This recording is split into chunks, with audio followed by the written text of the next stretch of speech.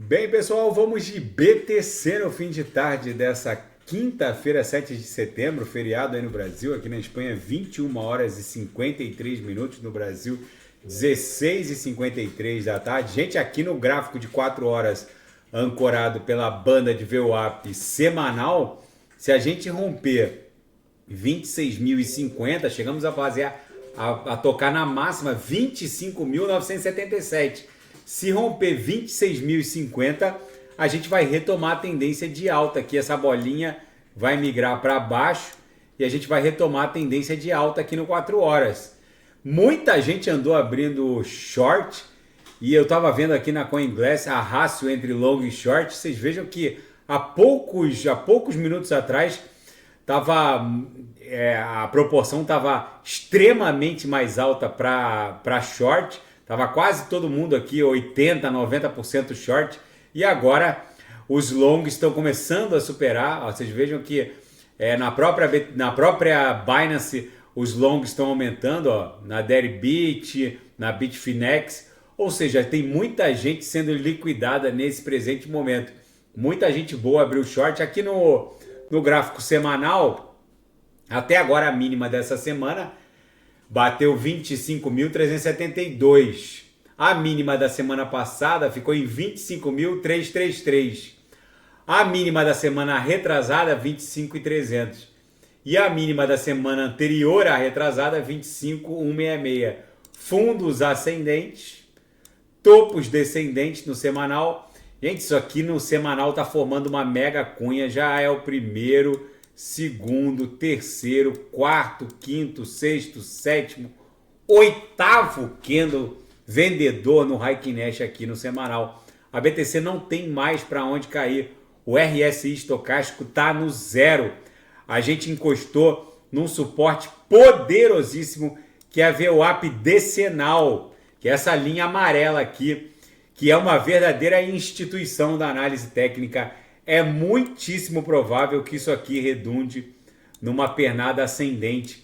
Aqui no Renko, que é um gráfico atemporal, ou seja, o desenho desse gráfico não tem nenhum compromisso com o transcurso do tempo, mas tão somente com a variação do preço. Cada box desse aqui de $1.000 pode demorar 10 anos para ser formado ou menos de um segundo, basta o preço variar. O tempo aqui nesse gráfico não tem a menor importância, então ele retrata uma inércia movimentacional muito mais consistente. Então é bem provável que a gente siga dando vigência a essa canaleta virtual de alta e a gente acabe se desdobrando em direção a esse suporte aqui no patamar próximo de $40.000.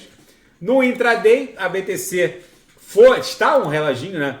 A gente pegou um belíssimo sinal na sala de sinais aqui nesse toque na lower, voltou para VWAP e foi gain, foi lucro no bolso dos assinantes no 6 horas, depois de estressar aqui a lower da nossa banda de VWAP mensal. A gente agora está se dirigindo a upper, que segue lá em 26.100. Se romper 26.100, a gente já sabe, aqui no 4 horas vai retomar a tendência de alta pelo meu indicador, o Linha 9 Trends. Na seara fática, o FMI apresentou mais um documento abordando os riscos da criptografia para a estabilidade financeira mundial, principalmente dos países mais pobres. Segundo o FMI, é preciso que governos capacitem seus bancos centrais para garantir que a expansão da criptografia não prejudique a estabilidade do sistema financeiro tradicional.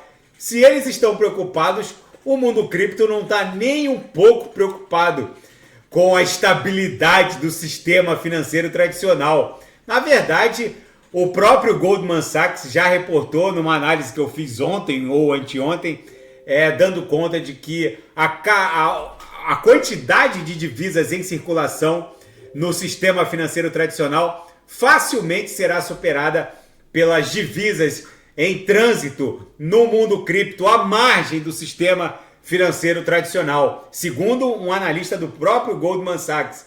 E a Binance lança um novo relatório demonstrando a prova de reserva dos ativos criptográficos dos clientes. Apesar das críticas de que estariam faltando alguns tokens, Analistas e especialistas concluíram que o relatório da Binance indica com muita clareza, segurança e consistência que eles possuem ativos criptográficos suficientes para poder fazer frente à retirada de todos os clientes. Eles demonstraram de forma muito satisfatória que eles possuem recursos bem além do montante titularizado pelos clientes. E um indivíduo reportou que perdeu 24 milhões de dólares num golpe phishing, que é o golpe onde o usuário acha que está navegando num site autêntico, mas na verdade é aquele site que copia o site autêntico. Ele conectou a sua carteira, o seu cold wallet, a uma suposta plataforma que seria a Lido Finance e interagiu com o smart contract. Ele autorizou pelo dispositivo, né? Mas é complicado porque ele achou que estivesse navegando na Lido Finance original. Por isso, gente, eu reporto para vocês salvarem aqui nos favoritos a plataforma, a interface da CoinMarketCap. Salvem-nos, não tentem digitar na barra de endereços ou no Google o endereço da CoinMarketCap. Salvem nos favoritos, entrem na CoinMarketCap autêntica. E se vocês quiserem ir para a Lido Finance, porque a CoinMarketCap é uma interface da Web3. Então visitem essas plataformas pela CoinMarketCap. Então, vocês querem ir para a Lido Finance, cliquem aqui, ó, LDO, que é o token nativo da Lido Finance, vai levar para a Lido. Verifiquem aqui, ó, o ranking 33, Lido Finance 1.4 bi. Aí cliquem em About, aí vocês vão cair nesse website oficial e aí vocês vão cair direto na Lido Finance autêntica. A mesma coisa com a Banus.finance. Vocês querem ir para a Banus? Não fiquem tentando colocar ali no Google ou na barra de endereços. Cliquem em Banus aqui na CoinMarketCap. Vai cair exatamente aqui, ó, no mesmo iter, no mesmo caminho. Cliquem em About, ó, site oficial, Banus.finance, e vai cair na plataforma da Web3 para conectar o wallet de vocês na Banus e abrindo long ou short. Não tentem digitar, muito menos colocar no Google, porque os ataques phishing, eles fazem campanhas falsas no Google e aparece na primeira página e na primeira ocorrência a página do site falso, do site phishing, e vocês acabam caindo no golpe. Então salvem a CoinMarketCap entre os sites favoritos e naveguem através dela. É uma dica que eu dou para vocês, porque é muito arriscado tentar buscar essas plataformas da Web3 no Google ou mesmo tentar digitar na barra de endereços. E na seara geopolítica e finanças internacionais, a Apple segue no segundo dia de queda, já perdeu mais de 200 bilhões de dólares depois que a China proibiu funcionários públicos de usarem o iPhone. E as restrições não param de aumentar. O market cap da Apple já tombou mais de 200 bilhões de dólares. E a reunião entre o Vladimir Putin e o Kim Jong-un da Coreia do Norte vai acontecer, apesar de todas as ameaças de Washington, no sentido de que a Coreia do Norte pagaria um preço muito alto por fornecer armas em favor do regime do Kremlin. Eles não estão nem aí, na verdade, para os Estados Unidos. Enfim, os Estados Unidos alertaram que a Coreia do Norte pagaria um preço muito caro por fornecer armas à Rússia, mas parece que o encontro entre Kim Jong-un e Vladimir Putin vai acontecer à revelia de Washington.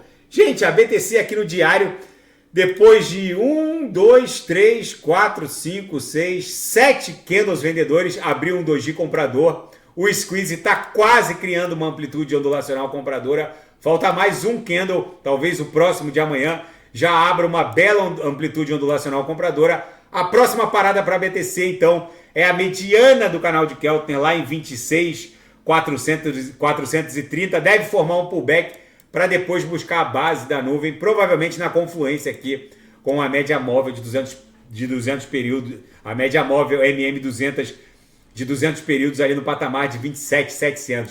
Na projeção, a nebulosidade avermelhada ganhou um pouco de espessura, mas é bem provável que agora fique flat a linha superior e inferior, daqui a pouco dando aso à criação de uma bela nebulosidade esverdeada. Tá bom, pessoal? Se nada fugir do script, eu volto amanhã para analisar a própria BTC. Fiquem com Deus e quem quiser sugerir alguma análise é só colocar nas mensagens abaixo.